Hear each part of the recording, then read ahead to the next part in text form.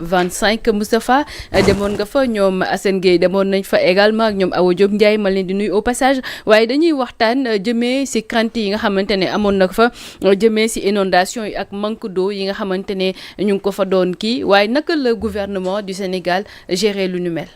waaw loolu day bokkoon na ci li ñi ragaloon. waaw mooy ndox manqué Touba su ma nee ndox manqué mooy ndox mi ñuy naan. wala ndox bari fa lool ba sonal nit ñi bu ma nee ndox bari fa ba sonal nit ñi mooy ndoxu taw mi te effectivement ces problèmes là se sont posés à Touba. am na quartier yoo xam ne ci fanu màggal gi am nañ problème ndox. d'accord. voilà am na gox yoo xam ne ci fanu màggal gi dañoo génn seeni kër mais li am solo pour man mooy est-ce que gouvernement bi taxaw na ca nam ko waree. ma jàpp effectivement que ni avec les moyens yi nga xam ne moom la ñu am taxaw nañ ca lañ ca mën. le ministre Cheikh Tidiane Dièye ak ses services su ma nee taxaw nañ ca mooy à chaque fois qu'un problème s'est posé ils ont essayé de résoudre ça. benn jour dañu toog ci résidence Khadim Rassoul jàkkaarloog jumaa ji ñu jékki-jékki gis ay camions yu baree bari ay citernes. rang rombuñu ñu ne ñu citernes yi mooy citernes yi Aïda Mbodj ak waa DER doon accueillir ca pooru Dakar ba fan yee ñu génn xam nga ba xam seetaan nga ko. et que citernes yooyu ñoom ñoo demoon Touba mbedd yu bari ñoom ñoo ko doon libéré donc y a des efforts qui ont été faits. Bien sûr. mais du tekki mukk ne ça a réglé le problème. il y a eu des problèmes. am na ñoo xam ne màggal gi seen kër yi ci ndox la nekkoon.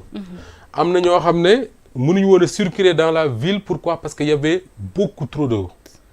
la preuve man du ma wax loo xam ne dama koo dégg dama koo vivre ñun ñi ngi jóge Dakar disons 17h bi ñu julee tàkkusaan ba pare ñi ngi àgg bi ñuy génn autoroute bi.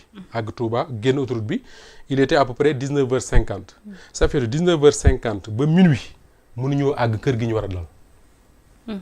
19h50 la ñu génn autoroute bi ba minuit mënuñoo àgg kër gi ñu war a dal. ndax lan. pourquoi parce que Touba kenn mënul circuler ci distance boo xam ne en temps normal en 15-20 minutes tu le fais li waral mënuñoo circuler ñaari mbir dong koy expliquer wala ñett. bi ci njëkk mooy nit ñu bari ñi ak oto yu bari yi loolu moom dëkk boo xam ne day accueillir autant de personnes. autant de véhicules c'est normal mu xat c'est normalement ay embouteillage mais li ko aggravé mooy taw bi ndox mu bari mi. ndox mi non seulement yamul ci nangu kër yi mais dafa nangu mbedd yi nit ñi war a jaar mbedd yi parce que daf ci bari mbedd yoo xam ne boo ko songee ak sa oto ndox mi def la loo bëggul.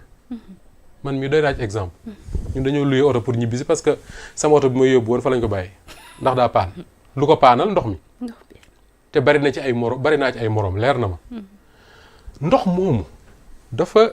occuper mbedd yi d'une telle façon boo xam ne yow mënoo wàcc daw ci suuf pourquoi boo dawee ci suuf ci ndox ngay dugg ça c'est un vrai problème moo tax ma yaakaar ne Safiatou dans les années à venir il faudrait que l'État du Sénégal def ay investissement vraiment d'envergure pour régler le problème de Touba fi mu nekk nii li préoccupé État bi mooy inondation yi ak ndox mu ñuy naan et c'est normal parce que wolof mooy wax ne buy taw kenn du fa weere nit ñi à Touba li ñu tal fi mu nekk nii mooy ñu régler problème inondation ba pare régler problème mu ndox mu ñuy naan mais man dama gëm ne suñu régler problème boobu ba pare il faudrait que l'État du Sénégal investir ci li ñuy tuddee la voirie à Touba.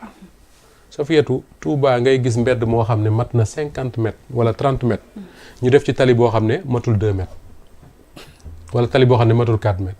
c'est un vrai problème. tey jii soo xoolee Touba dafa am benn tali bu ko seen touré ñu koy woowee la corniche. comme corniche Dakar bi mais tey bokk na ci yi nga xam ne man jàpp naa ne état da ko doon engagé mooy corniche boobu ñu def ko au moins 2 fois 2 voies au moins. ba pare am ay axes yoo xam ne à Touba yépp ci jumaa ji la lay yóbbu ces axes là y a l'espace qu'il faut lan moo tax mënuñu koo def ay 2 fois 2 voies au moins suñ ko defee 4 fois 2 voies moom ci lay dàqe. wala boog 2 fois 4 voies ca lay dàqe mais au moins cet investissement là l'État doit le faire xam nga tax ma wax ne l'État doit le faire mooy dans ce pays il faut ñu bàyyi dëkk bu mel ne Touba wala dëkk bu mel ne Tivaouane wala dëkk bu mel ne Ndiassane wala yu mel noonu ñu bañ leen di xool comme dëkki benn communauté. Touba du dëkku benn communauté. Faut pas penser que Touba c'est la ville des mourides. Non man awma ci conception boobu. Pourquoi? Parce que tey bu ñu ne la ville de Touba boo ko booleeg Mbacké muy le département de Mbacké mooy le département le plus peuplé du Sénégal. Le plus peuplé du Sénégal loolu la ñu wax. te bu ñu ne la département de Mbacké Touba moo tax. et ñooñu dëkk Touba di fa yeewoo c'est des Sénégalais comme yow ak man. qui ont exactement les mêmes droits que les Sénégalais qui ont choisi de venir vivre à Dakar. Les mêmes droits que les Sénégalais qui ont choisi d'aller vivre à Saint-Louis ou à Louga ou à Thiès feneen ak feneen donc état wu Sénégal dafa am obligation wu les Sénégalais yi yeewoo Touba mu taxawu leen. Et c'est la deuxième ville économique. C'est la deuxième mais exactement et d'ailleurs ça fait en parlant de ville économique. man dama gëm ne li état wu Sénégal waroon na tirer économiquement ci Touba tirer wu ko parce que voilà une grande ville boo xam ne les gens construisent comme pas possible il y a des commerces un peu partout mais pose-toi une question simple est-ce que ces constructions là est-ce que ces commerces là ñi ngi fay état wu Sénégal li ñu ko war a fay la réponse est non. tey jii dama yaakaar ne suñu defoon les investissements qu'il faut à Touba ça il va falloir en discuter avec les autorités religieuses de Touba suñu fa defoon les investissements qu'il faut état nekk fa ni mu fa war a nekkee muy ci wàllu police ci wàllu gendarmerie ci wàllu cadastre ci wàllu leneen ak leneen parce que il faut que l'état ne peut pas le faire état nekk fa ni mu war a nekkee man gëm naa ne économiquement Touba mën na indil Sénégal lu ko beneen dëkk mënul indil beneen bi mooy ça fait Touba y a que des commerces Pourquoi dans cette ville où on dit que c'est le département le plus peuplé du Sénégal, pourquoi duñ fa développer ay industrie? Ouais. Pourquoi?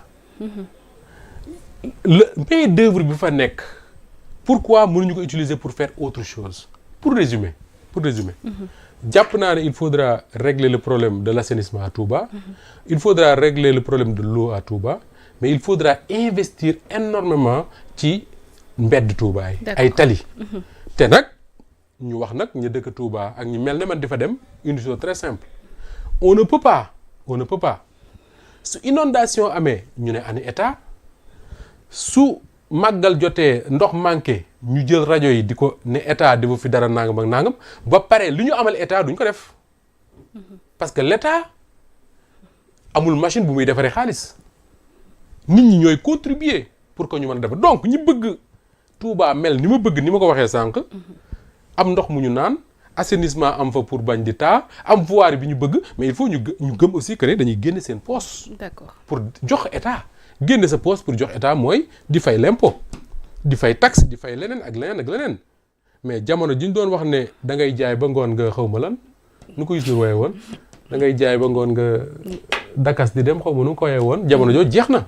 C'est fini ah oui sinon. On ne peut pas espérer de l'État mu def ay investissements yu am solo à Touba alors que les gens de Touba du ñu fay li ñu war a fay. D'accord. De la même manière on ne peut pas les gens de Dakar les gens de Saint-Louis les gens de Thiès les gens de feneen il ne peut pas espérer de l'État du Sénégal mu def ay investissements d'envergure ci seen zone yooyu. pour ci ay hôpitaux ci voirie ak leneen ba pare ñoom ñu ne duñ fay état li ñu ko war a fay. te li ñu war a fay état ça fait lu yomb la mooy impôt ak taxe. D'accord bu ñu génnee Touba tamit ñu des ba léegi ci mën na mi ndaxte du foofu rek ndaxte Touba à part Touba. am na Tivaouane tamit ñu ngi waajal gàmmu gi waaye ñoom tamit jot nañ laal ci ndox mi ñu ñëwaat Dakar tamit mu mel ni ndox mi tamit fii la gën a ëppee naka nga gisee inondation yi ak campagne bi nga xamante ne def nañ ko ci surtout campagne bi nga xamante